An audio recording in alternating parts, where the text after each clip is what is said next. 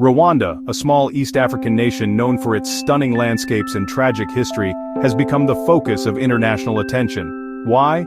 Because this nation is in early-stage talks with the United States to receive deported migrants. That's right, the US, a global superpower, wants to send people seeking a better life to a country thousands of miles away. It's a move that has sparked both hope and controversy, raising questions about the future of global migration. This isn't the first time Rwanda has been approached for such an agreement. In 2022, the UK, under then Prime Minister Boris Johnson, struck a similar deal with Rwanda. The plan was to send asylum seekers who arrived in the UK illegally to Rwanda for processing and potential resettlement. The goal, according to the UK government, was to deter people from making dangerous journeys across the English Channel. However, the UK-Rwanda agreement faced immediate backlash. Human rights groups, opposition politicians, and even members of the UK's own Conservative Party criticized the plan as inhumane and potentially illegal. The United Nations High Commissioner for Refugees, UNHCR, also voiced concerns, arguing that the agreement could violate international law. Despite the criticism, the UK government defended the deal, arguing that it was necessary to tackle illegal immigration. The idea of sending migrants to Rwanda might seem strange at first glance. After all, this is a country that is still recovering from the horrors of the 1994 genocide, where nearly 1 million people were killed in a span of just 100 days. However, Rwanda has made remarkable progress in the decades since the genocide. The country has experienced sustained economic growth, invested heavily in education and healthcare, and built a reputation for stability and security in a volatile region. The UK-Rwanda agreement, hailed as a solution to illegal immigration, ultimately met a tragic end. Despite the Johnson government's insistence on its validity and effectiveness, the plan faced insurmountable hurdles. Legal challenges, ethical concerns, and logistical nightmares plagued the agreement from the outset. One of the most significant blows came from the European Court of Human Rights, ECHR. In a landmark ruling, the court issued an injunction that grounded the first deportation flight to Rwanda. This legal intervention sent shockwaves through the UK government and ignited a fierce debate about the sovereignty of British courts and the reach of international law. The change in UK leadership further weakened the agreement's already shaky foundation. Upon assuming office, Prime Minister Keir Starmer, a staunch critic of the deal, vowed to scrap it. True to his word, Starmer's government officially abandoned the agreement, marking a significant victory for human rights advocates and a setback for those who viewed it as a viable solution to irregular migration. The collapse of the UK-Rwanda agreement serves as a cautionary tale, highlighting the complexities and sensitivities surrounding migration policies. It underscores the importance of international cooperation, respect for human rights, and the need for comprehensive and humane approaches to address the challenges of global migration. Rwanda's decision to engage in talks with the US about receiving deported migrants has thrust the nation into the heart of a global debate. Some view Rwanda's willingness to accept migrants as a sign of the country's progressive stance on immigration and its commitment to international cooperation. They point to Rwanda's own history as a nation that has produced refugees, and argue that the country understands the plight of those forced to flee their homes. However, others remain skeptical of Rwanda's motives. They question whether a country with limited resources and its own share of internal challenges can truly provide a safe and welcoming environment for migrants, particularly those who may have been deported against their will. These critics also raise concerns about Rwanda's human rights record, pointing to allegations of political repression and restrictions on freedom of speech. Rwanda's government has vehemently defended its decision to engage in these talks. Officials argue that the country is committed to upholding the rights of all people within its borders, regardless of their origin or immigration status. They emphasize that Rwanda has a strong track record of welcoming refugees from neighboring countries and has developed systems to ensure their integration into Rwandan society. The decision to host deported migrants is not simply a matter of altruism for Rwanda. The country stands to gain both economically and politically from such an agreement. The US has pledged significant financial assistance to Rwanda in exchange for hosting migrants. This influx of funds could be used to further develop Rwanda's infrastructure, education system, and healthcare system. Additionally, by positioning itself as a key partner in addressing global migration challenges, Rwanda seeks to enhance its international standing and attract foreign investment. Behind the headlines and political rhetoric lie the very real stories of individuals caught in the crosshairs of international migration policies. Take for instance the case of Ahmed, an Iraqi refugee deported from the US to Rwanda in April 2025. Accused of working for ISIS, Ahmed maintains his innocence, claiming he was coerced into providing information under duress. Now stranded in a foreign land, separated from his family and facing an uncertain future, Ahmed's story exemplifies the human cost of such agreements. Then there's the plight of a group of Venezuelan migrants facing deportation from the US. Accused of being gang members, these individuals, many of whom fled Venezuela seeking safety and a better life, found themselves facing the prospect of being sent back to the very dangers they escaped. Their case highlights the Trump administration's hardline stance on immigration, and its focus on expedited removals, often with little regard for due process or the individual circumstances of those facing deportation. The Supreme Court's temporary block on their deportation in April 2025 offered a glimmer of hope, not just for the Venezuelan migrants, but for countless others facing similar situations. The court's intervention underscored the importance of judicial oversight and served as a check on the executive branch's power, particularly in matters with significant implications for human rights and international law. These cases are not isolated incidents but rather represent a broader trend of governments increasingly resorting to deportation as a primary tool for managing migration. While the desire to control borders and maintain national security is understandable, it should not come at the expense of human rights or due process. The focus should be on finding humane and sustainable solutions that address the root causes of migration, while ensuring the dignity and rights of all individuals involved.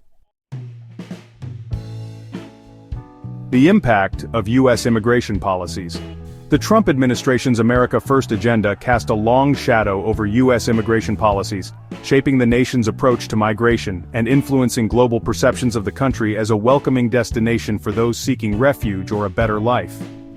Trump's hardline stance on immigration, characterized by a focus on border security, increased deportations, and restrictions on legal immigration, marked a significant departure from previous administrations. One of the most controversial aspects of Trump's immigration policy was the attempt to freeze the U.S. refugee resettlement program. This move, widely condemned by human rights organizations and faith-based groups, aimed to drastically reduce the number of refugees admitted into the U.S. Critics argued that this policy abandoned America's moral obligation to provide refuge to those fleeing persecution and violence, tarnishing the country's image as a beacon of hope and opportunity. The Trump administration's focus on expedited removals and its broadening of the criteria for deportation raised serious concerns about due process and the potential for human rights violations. The administration's rhetoric, often employing dehumanizing language when referring to migrants and asylum seekers, further fueled anti-immigrant sentiment and created a climate of fear and uncertainty among immigrant communities within the U.S. The impact of these policies extended far beyond U.S. borders, influencing global migration patterns and shaping the responses of other nations grappling with migration challenges. The Trump administration's pressure on other countries to accept deported migrants, often through the use of diplomatic leverage and financial incentives, placed those nations in a difficult position, forcing them to balance their own domestic priorities with their international obligations. Section 6. A Voice for the Voiceless. The UNHCR raises concerns. Amidst the complexities of international agreements and the political maneuvering of nations, the UNHCR stands as a steadfast advocate for the rights and well-being of refugees and displaced persons worldwide. In the case of the US-Rwanda talks, the UNHCR has raised several concerns, urging both countries to prioritize the safety and dignity of migrants. One of the UNHCR's primary concerns centers around the principle of non-refoulement, a fundamental tenet of international law that prohibits countries from returning refugees to places where they would face persecution or threats to their lives or freedom. The UNHCR has expressed apprehensions that some migrants deported to Rwanda could be at risk of being returned to their countries of origin, where they might face persecution, torture, or even death. Furthermore, the UNHCR has stressed the importance of ensuring that any transfers of migrants between countries are done in accordance with international law and with full respect for the rights of those involved. This includes ensuring that migrants have access to fair and efficient asylum procedures, legal representation, and essential services such as healthcare, education, and psychosocial support. The UNHCR has also raised concerns about the adequacy of Rwanda's asylum system and its capacity to process and accommodate a large influx of migrants. While acknowledging Rwanda's efforts in hosting refugees from neighboring countries, the UNHCR has emphasized the importance of ensuring that Rwanda has the necessary resources and infrastructure to provide adequate protection and assistance to all those seeking refuge within its borders. Section 7, A Global Game of Chess, The Implications for Migration and Human Rights. The US-Rwanda talks, much like the ill-fated UK-Rwanda agreement, represent a concerning trend in international migration policy. These agreements, often framed as pragmatic solutions to irregular migration, raise fundamental questions about the balance between national sovereignty, international law, and human rights obligations. They also highlight the interconnectedness of migration flows and the need for greater cooperation and burden sharing among nations. Critics argue that such agreements, by outsourcing responsibility for asylum seekers and refugees to third countries, undermine the principle of international protection and set a dangerous precedent. They fear that these deals could lead to a race to the bottom, with countries seeking to evade their international obligations by shifting the burden onto less wealthy and less equipped nations. Moreover, these agreements raise concerns about the erosion of the right to seek asylum, a cornerstone of international refugee law. By making it more difficult for individuals fleeing persecution to access safe haven, these deals could have life-or-death consequences for those seeking international protection. The US-Rwanda talks also underscore the growing influence of political considerations over humanitarian concerns in shaping migration policies. Domestic political pressures, often fueled by anti-immigrant sentiment and a focus on border security, are increasingly driving decisions on migration, often at the expense of human rights and international law. Section 8. The Weight of Choice. Rwanda's Balancing Act. Rwanda's decision to engage in talks with the US regarding deported migrants places the nation in a delicate balancing act. On one hand, Rwanda seeks to position itself as a responsible member of the international community, willing to contribute to addressing global challenges like migration. The potential economic benefits, in the form of aid and investment, further incentivize Rwanda's willingness to engage in such agreements. However, this decision comes at a cost. Accepting deported migrants, particularly those forcibly removed from other countries, risks tarnishing Rwanda's international image and exposing the nation to accusations of complicity in human rights violations. The potential strain on Rwanda's limited resources and infrastructure adds another layer of complexity to the equation. Furthermore, Rwanda faces the challenge of balancing its own domestic priorities with its international obligations. The government must weigh the potential economic and political gains against the potential social and political costs of hosting deported migrants, particularly if those individuals face challenges integrating into Rwandan society or if their presence sparks social unrest. Ultimately, Rwanda's decision to engage in these talks reflects the nation's pragmatic approach to international relations and its desire to leverage its unique position to advance its own interests. Whether Rwanda can successfully navigate the complexities and potential pitfalls of hosting deported migrants remains to be seen. Section 9. A Crossroads for Humanity, The Future of Migration in a Globalized World. The US-Rwanda talks, set against the backdrop of the failed UK-Rwanda agreement, serve as a stark reminder of the pressing need for a more humane, just and sustainable approach to global migration. As the world becomes increasingly interconnected, migration flows are likely to intensify, driven by factors such as conflict, persecution, climate change, and economic disparities. Addressing these challenges requires a multifaceted approach that goes beyond simply fortifying borders and shifting the burden of responsibility onto less wealthy nations.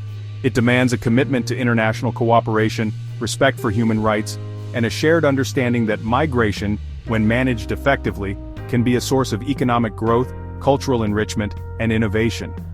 Investing in sustainable development in countries of origin, addressing the root causes of forced displacement, expanding safe and legal pathways for migration, and ensuring that all migrants, regardless of their status, are treated with dignity and respect are crucial steps towards a more just and humane migration system. The US-Rwanda talks, rather than being viewed as an isolated event, should serve as a catalyst for a broader conversation about the future of global migration governance. It is a conversation that requires the participation of all stakeholders, including governments, international organizations, civil society, and migrants themselves, to ensure that any solutions are grounded in principles of justice, fairness, and shared responsibility. The fate of millions of people around the world, seeking nothing more than a safe place to call home, hangs in the balance.